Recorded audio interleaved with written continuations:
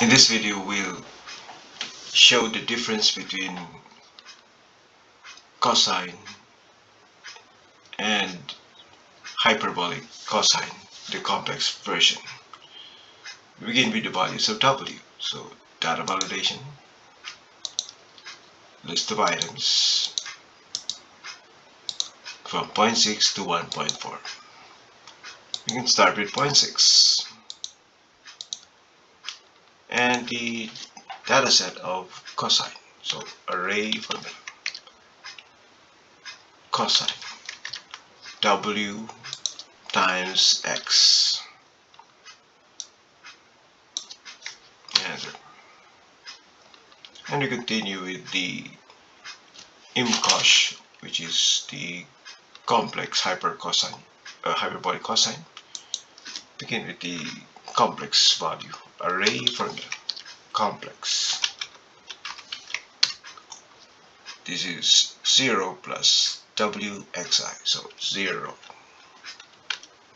comma, because there's an I, and W times X.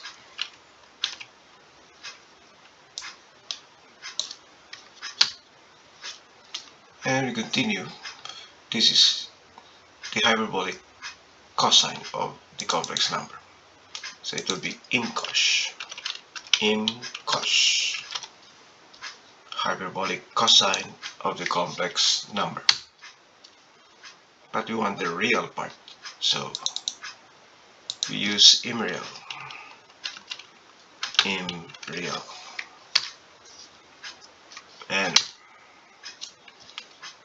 And we'll chart this. Insert chart. And we use scatter chart. We don't need the title.